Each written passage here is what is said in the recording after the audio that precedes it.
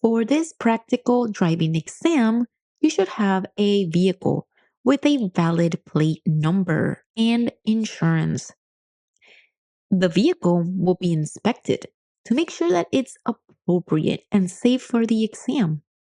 If you choose the option to visit a driving school authorized to do the practical examination, then these schools will already most likely provide you with the vehicle that you will be using for your road test. Okay, so now let's go to the important stuff. When it's your turn to perform this practical exam, the examiner will go with you to the vehicle, but first, he will inspect your vehicle. He or she will check the signaling lights, front lights, as well as the back lights, just to make sure they are working properly. They're going to check the steering wheel, the mirrors, and the brakes, and you will simply just follow their instructions. This is very important for you to do. When it's time for you to get in position to begin, always remember the adjustments that you need to make, such as adjusting your driver's seat, as shown in other videos. Don't forget the seat belt, which is very important. Adjust it by placing it over your shoulder and making sure, like seen in the video, that it's appropriately placed right next to you by your hip. Soon after, the examiner will take their seat right next to you and will begin to give you instructions on what to do next. First thing they'll ask is for you to reverse and get out of the parking space. Reminder that you must proceed with this task taking all the correct and appropriate measures to be successful. First thing is to position yourself to reverse as previously explained in other videos, which means place the arm behind the passenger seat while the other one is on the steering wheel. Now look back, behind you, and around you, slowly backing up. I may have videos, many videos on how to reverse out of a parking space that you can definitely check out in my channel if you want more details and step by step. Because it's very important that you know how to reverse out of a parking space before their practical examination. Once again, if you have any doubts, make sure to check my channel where you will find a lot of full-length video that actually tell you step by step how to reverse out of a parking space. That might help you a lot. Once you have managed to get out of the parking space, you will notice you will most likely be on a two-way street. So you must make sure to remain on the right side of the street. Real quick, I made the Driving TV Ultimate Guide so you don't waste hours reading boring stuff that you don't even need. This is straight to the point, exactly what they'll test you on. You'll know what to expect on the test day, what maneuvers they want, the requirements, everything.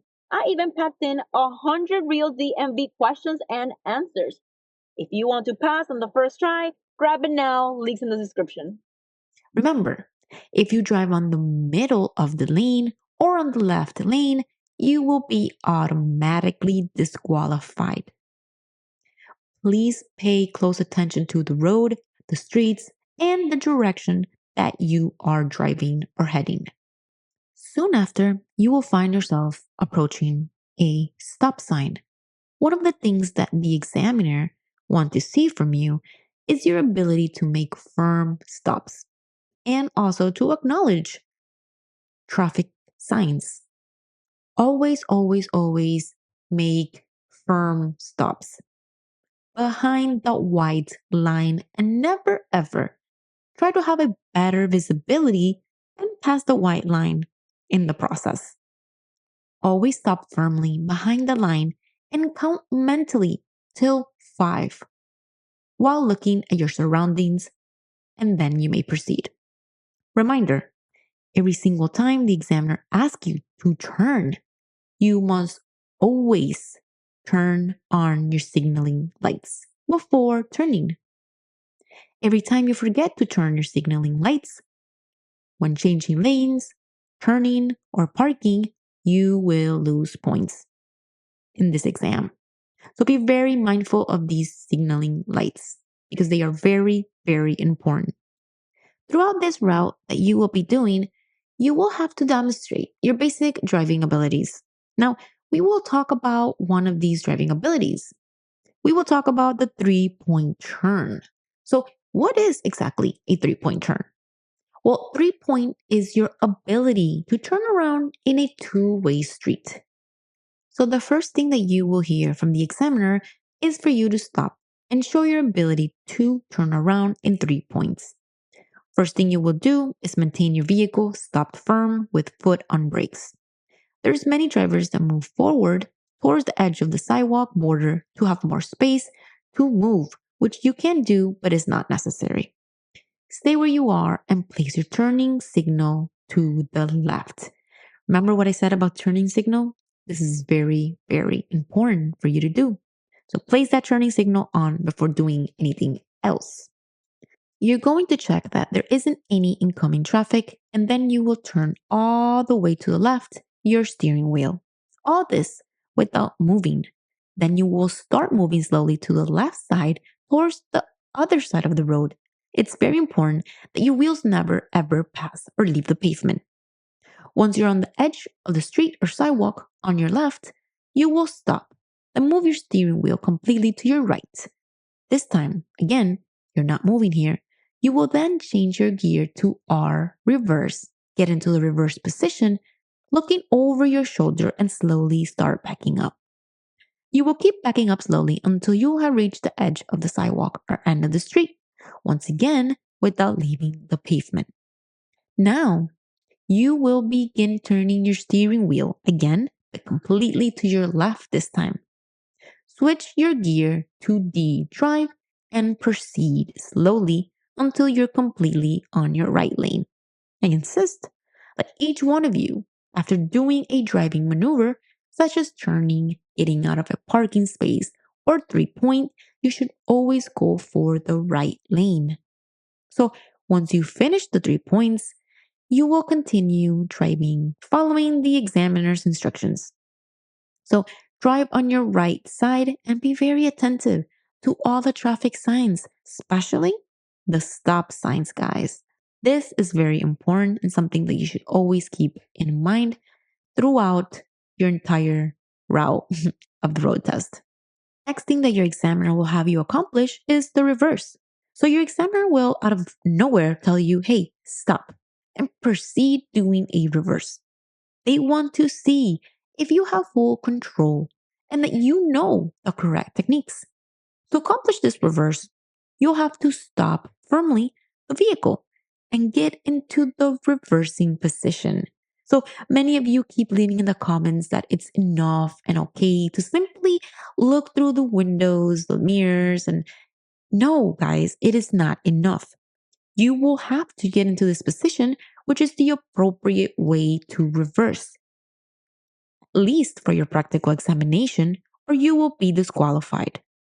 You need to move and put your arm over the passenger seat and look behind your shoulder and the lateral mirrors as well as the rearview mirror.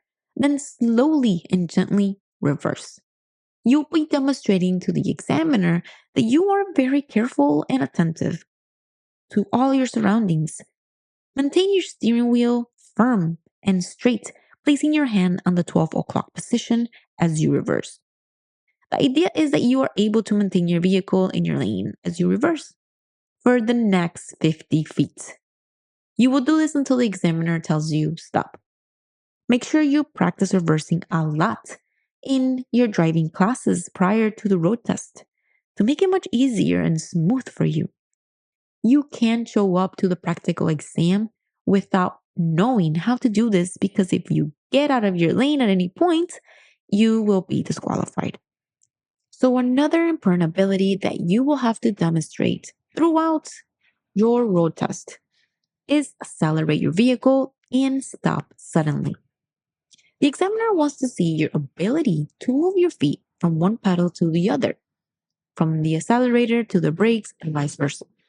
So the examiner is going to ask you to suddenly stop and then accelerate fast. When doing this, make sure to keep your hands and arms relaxed. Don't hold a tight grip on your steering wheel. Just relax when performing this task.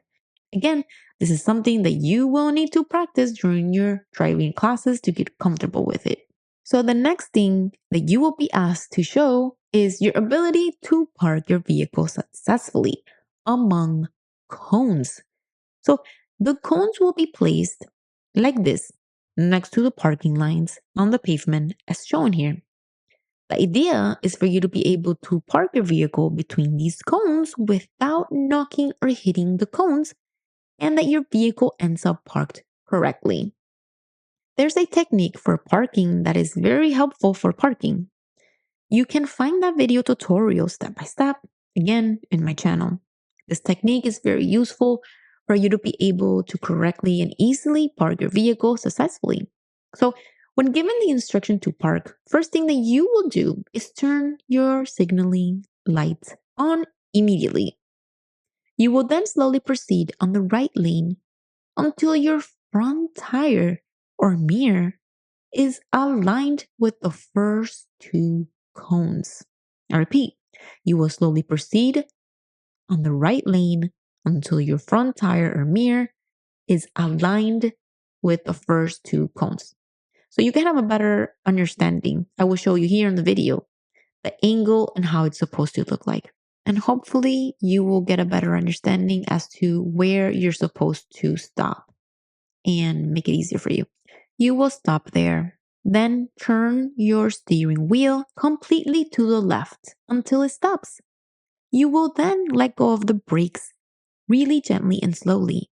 Your vehicle will slowly proceed to move into the parking space very, very gently. Remember, do not put your foot on the accelerator at any point. Just keep going slowly and as gentle as you possibly can.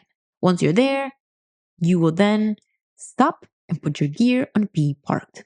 And all right, so after this, what's next? Well, next up, you will be asked to leave the parking space or get out of the parking space. So, reversing out of a parking spot with cones will be basically the same thing you did in the beginning of the practical road test when you were getting out of the parking space among other vehicles. You will correctly reverse out of your space and then drive towards the direction that your examiner instructs you to do so or wants you to do so. I repeat, I always maintain myself, or well, yourself in this case, on the right lane if required.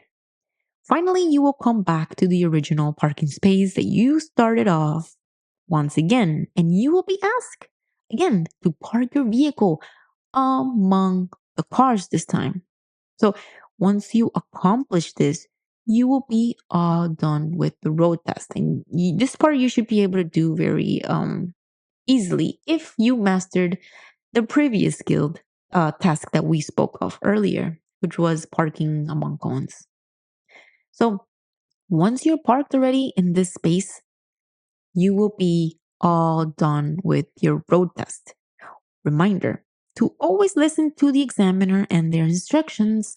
Never try to go ahead and do anything without being asked to do so. Don't even talk to them. Just stay quiet, remain calm, and answer when needed and do as told. So, a lot of you has asked me that if in the state of Florida, you are asked to park your vehicle parallel. In this case, in the state of Florida, the answer is no. They will not, and they do not ask you to do parallel parking on the road test. However, there's other states that do require and ask for you to do a parallel parking. But here's a quick demonstration for those who are in another state and do have this as a requirement for their road test. Now, I do advise those who are in another state to actually go figure this out if it's a requirement or not for your state. Make sure to practice everything that was shown here so you have a better understanding and you're more prepared and calm when the day of the road test comes.